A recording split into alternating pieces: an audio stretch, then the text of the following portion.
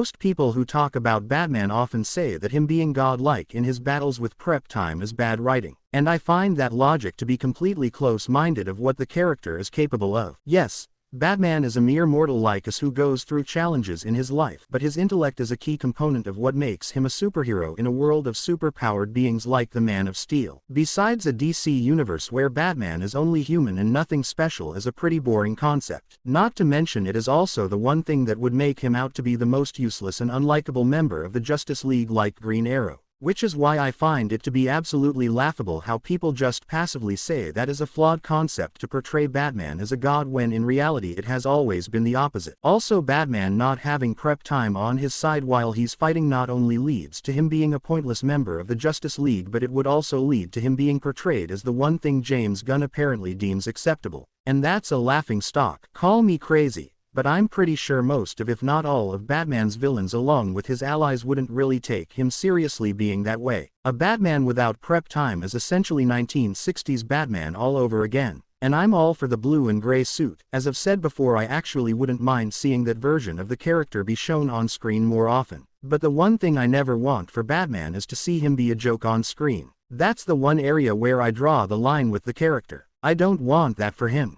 And I'm pretty sure the majority of people wouldn't want that for him either. Besides, the core concept of what Batman is like at an essential level is too significant for that. So yeah, Batman having prep time matters and is by definition the best way to portray the character, because it enhances his intelligence and really provides you a reason as to why you should root for him. People say that the relatability and companionship aspects are what make Batman interesting. I would say that's only partially what makes him interesting. The true essence of Batman is his survivalist nature of being a crime fighter. I agree that Batman is human first and foremost and that his relatability and companionship is what ties perfectly into his detective nature, in which Batman certainly is, but he's also a crime fighter. And part of being a crime fighter is learning how to survive and fend for yourself and others. Besides, a story that chooses to prioritize Batman being a detective over being a crime fighter is arguably more inaccurate than a story of him being both. And I know I said before in my review of the Batman that Batman being invincible in his fights is inaccurate, but that was really in regards to him fighting villains like Penguin and Riddler that he can take down without the use of armor. I don't mind seeing Batman get the upper hand over his villains armor-wise as long as the story can back that up with writing that correlates with the character.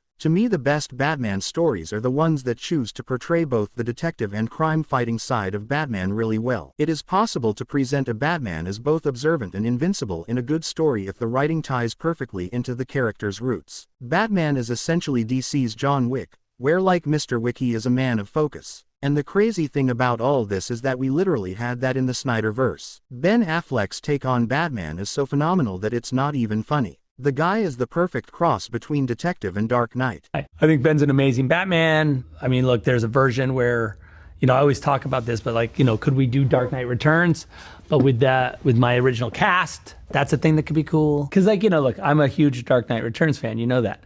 And I needed a big Batman. I wasn't going to cast an actor who wasn't scale, Ben's 6'4", with the boots is 2 inches. He's like a gigantic presence. And I just felt like for me, that idea, and I had gotten photos of him and doodled the cowl on his face and was like, that chin is just, he's just, iconographically, he's so Batman.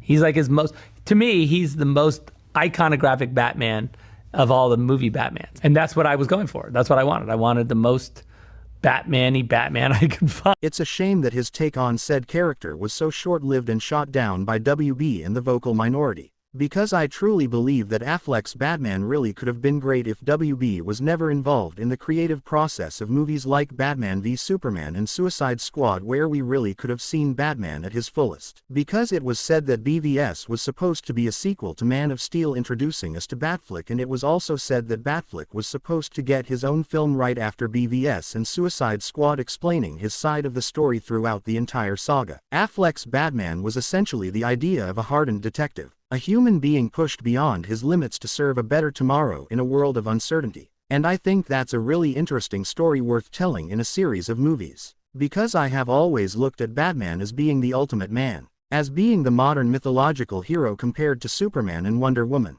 Of course, one could argue that prep time isn't always going to be on Batman's side when being tested beyond his limits in a no-win situation, except Batman is super smart. You see, people seem to only think that what makes Batman interesting is his humanity. I would argue that the character has the capabilities of being more compelling than that. Yes, there are times where Batman is tested beyond his limits physically, and there are also times where his intelligence is tested as well. One example of this would be his trauma. Throughout time, we've seen a lot of movies portray the physicality of Bruce Wayne influenced by the death of his parents, and very few of them portray it accurately. Batman's trauma is mostly played up for entertainment in movies like Batman '89, but if taken seriously can actually be the one thing that validates his crime-fighting persona, like what we see in BVS. Because along with that he would soon experience many more deaths that would more than likely drive him over the edge. That anger and lust for vengeance is a key component of Bruce's aggression. And a man's aggression is something that is innate within all of us, and can be used to greater effect if controlled. I came across a video that talks about how to deal with toxic people by a dude named Hamza, and in that video he brings up an interesting thought about a man's aggression, saying that it is the greatest power in the universe if used accurately. And I just have to say I couldn't agree more, because the first thing that runs through my mind when hearing this is that's literally Batman. And ironically enough, what he shows in the video aligns perfectly with the topic at hand here, because vigorous training is what gives Bruce's aggression an outlet. Another thing that validates his crime-fighting persona is his constant need for survival. Bruce comes from a world of uncertainty where war is always happening,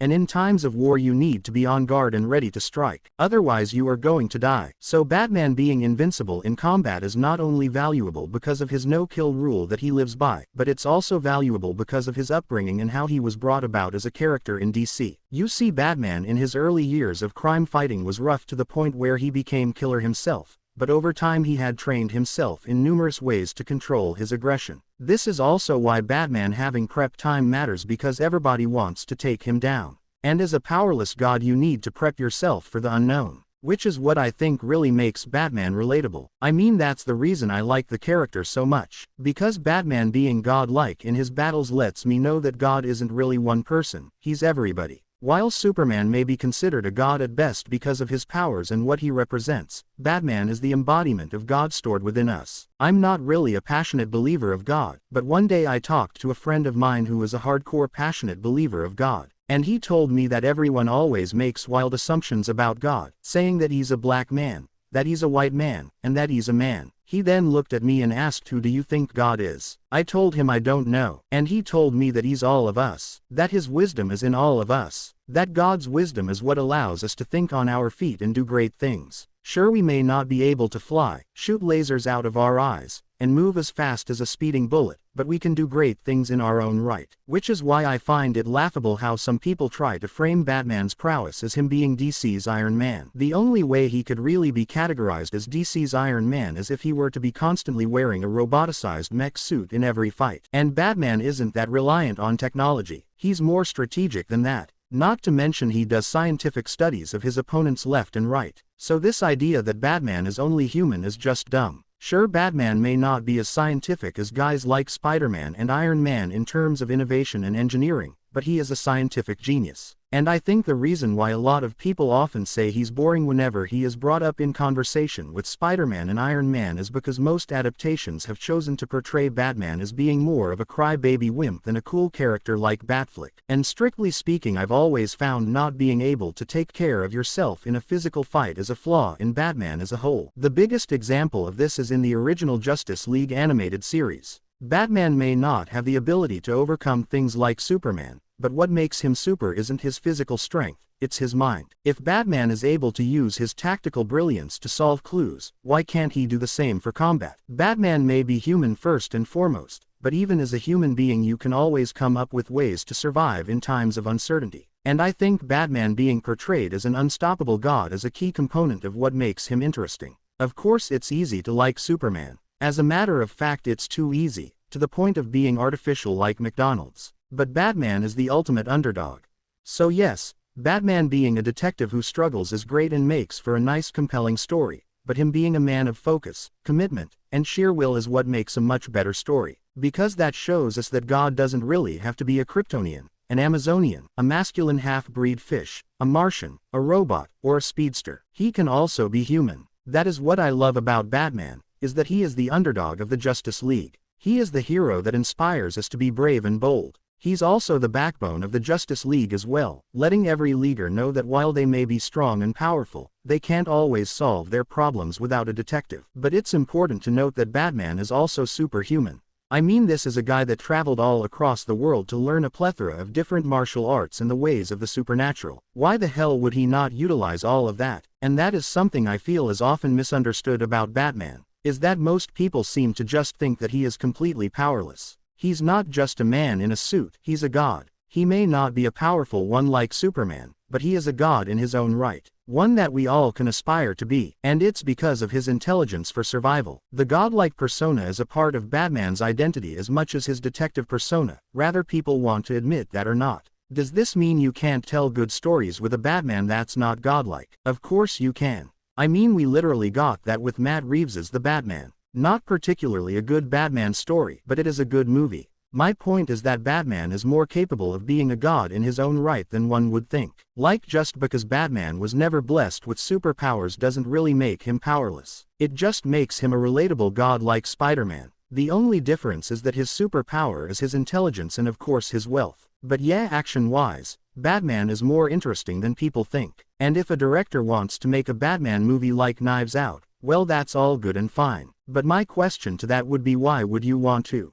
You have access to so many cool aspects of the character and you only want to keep it as condensed as possible. Why not engage in the action a bit? Why not have grand action set pieces of him facing unique threats like Superman? Why not have a thrilling climax between him and the supernatural? Honestly, I could go on much longer with this, but I don't really have that kind of time on my hands. So I'll hand this topic over to you guys. Tell me what you think about prep time. Is it necessary for Batman? And what do you think of the idea of him being God in his own right? Because personally I'm getting sick of seeing Batman be treated like a wimp in DC media. Like I get it, he's human first and foremost, but just because it's a key component of what he is doesn't really mean that we need to constantly see that be the focal point of every story. And that's actually the key reason why I didn't love Matt Reeves's Batman movie. Because his Batman aside from Robert Pattinson didn't really do much to get me fully invested in his take on The Dark Knight. I mean he is nicknamed The Dark Knight for a reason. Are we really going to be oblivious to that? But I digress.